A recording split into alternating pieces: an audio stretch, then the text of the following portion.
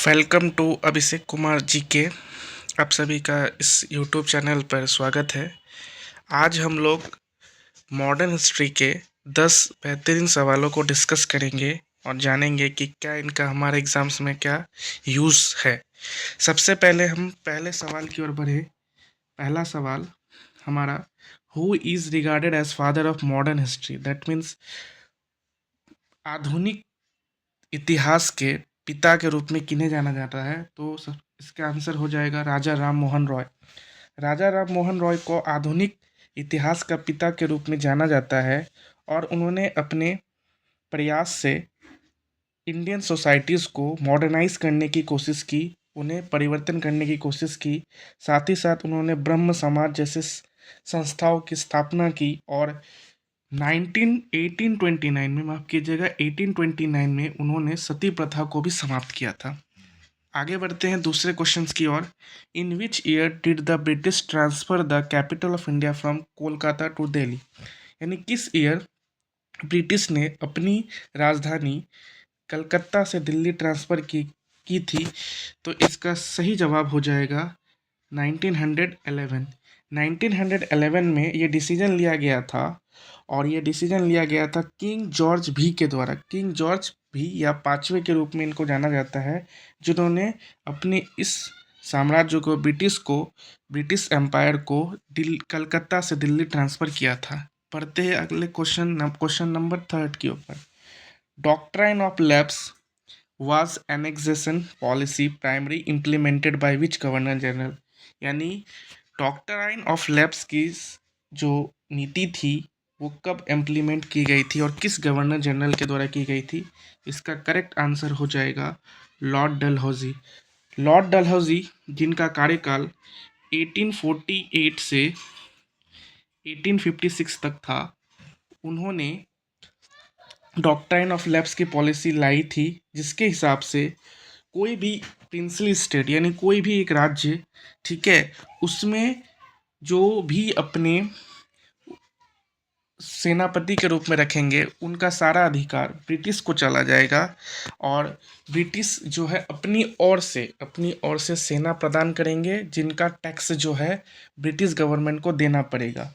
जिसके हिसाब से कुछ कुछ राज्यों को भी लिया गया था, जैसे सतारा, इसके अलावा झांसी और नागपुर, ये तीन ऐसे राज्य थे जिनको लॉर्ड डलहौजी के द्वारा एनेक्स्ड किया गया था डॉक्ट्राइन ऑफ लैप्स पॉलिसी के द्वारा। अगला next question, who was the first women president of Indian national Congress? यानी कि इंडियन नेशनल कांग्रेस के प्रथम वुमेन प्रेसिडेंट कौन थे? आंसर हो जाएगा एनी बेसेंट। एनी बेसेंट जो थी, ठीक है, वो पहली वुमेन प्रेसिडेंट थी इंडियन नेशनल कांग्रेस की। एनी बेसेंट, जिनको प्रिसाइड किया गया था कोलकाता सेशन या फिर कलकत्ता सेशन 1917, कलकत्ता सेशन 1917 के लिए प्रिसाइड किया गया था। और बात करें तो उसके बाद जो अब बात कर ले थोड़ा सरोजनी नायडू के ऊपर। तो सरोजनी नायडू जो है वो फर्स्ट वुमेन, अगर हम बात करें सरोजनी नायडू की, तो वो फर्स्ट वुमेन प्रेसिडेंट बनी थी 1925 में। नेक्स्ट आगे बढ़ते हैं और क्वेश्चन नंबर 5 की ओर बढ़ेंगे। The Poona pact was an agreement between which two leaders? जो पूना पैक्ट की संधि थी या एग्रीमेंट थी, वो किन दो लीडर्स के बीच की गई थी? तो इनका सही जवाब हो जाएगा गांधी और बी आर अम्बेडकर। महात्मा गांधी और बी आर अम्बेडकर के बीच 1932 में, ध्यान रखना है, 1932 में पूना पैक्ट लाया गया था और ये करा गया था यरवदा के सेंट्रल जेल में। यरवदा सेंट्रल जेल में इसको लाया गया था और ये गांधी जी और भीमराव अम्बेडकर के बीच लाया गया था, जिसमें डिप्रेस्ड क्लासेस की बातें की गई थी। और अगर हम बात करें तो गांधी जी का जन्म 2 अक्टूबर 1869 को पोरबंदर गुजरात में होते हैं। 1931 के बीच लॉर्ड इरविन के बीच पहला गोलमेज सम्मेलन भी होता है। 1932 में महात्मा गांधी जाकर गोलमेज में भाग लेते हैं। मोहम्मद अली जिन्ना, जिनको फादर ऑफ पाकिस्तान भी कहा जाता है। बात करें नेहरू की तो देश के फर्स्ट प्राइम मिनिस्टर बनते हैं पंडित जवाहरलाल नेहरू। और देश के फर्स्ट प्राइम मिनिस्टर के साथ साथ माई डिस्कवरी ऑफ लाइफ उनकी एक किताब का भी वर्णन है। सुभाष चंद्र बोस एक महान नेता के रूप में हमारे देश के लिए उभरते हैं। नेक्स्ट बढ़ते हैं अगला question number 6। Which movement was launched in 1942 with the slogan do और डाई। यानी किस मूवमेंट को लॉन्च किया गया था 1942 में डू और डाई के स्लोगन के साथ। तो हमारा सही आंसर हो जाएगा quit India movement. Quit India movement 1942 में स्टार्ट कराया गया था। ध्यान रखने की बात है, 1942 में स्टार्ट कराया गया था। महात्मा गांधी के द्वारा ये स्लोगन दिया गया था। महात्मा गांधी MK गांधी के द्वारा ये स्लोगन दिया गया था। और ये एक ऐसा टाइम फेज ऑफ लाइफ था जहाँ पर हमने पूरी तरह से अंग्रेजों को इस देश से मुक्त कराने की बात कही थी। वर्ल्ड वॉर टू की थोड़ी सी बात कर ले। वर्ल्ड वॉर टू 1939 से 1945, 1939 से 1945 लगभग 6 सालों तक ये चला था युद्ध, जिनमें वर्ल्ड वॉर टू के ही दौरान अमेरिका ने हिरोशिमा और नागासाकी, जापान के 2 शहरों हिरोशिमा और नागासाकी पर बम गिराया था, जिसके कारण अभी भी वहाँ के लोग काफ़ी ज़्यादा अपंग निकलते हैं। और ये एक सबसे बड़ी दुर्भाग्य की बात थी। इसी कारण इन शांतियों को रोकने के लिए हमारे कुछ देशों ने, लगभग बहुत सारे देशों ने पार्टिसिपेट किया। और 24 अक्टूबर, याद रखना है, 24 अक्टूबर 1945 को यूनाइटेड नेशन की स्थापना भी की थी। 24 अक्टूबर 1949 को स्थापना भी की थी यूनाइटेड नेशन की। इस कारण हम लोग हर साल 24 अक्टूबर को यूनाइटेड नेशन डे के रूप में भी सेलिब्रेट करते हैं। बढ़ेंगे नेक्स्ट क्वेश्चंस की ओर। Question number 7।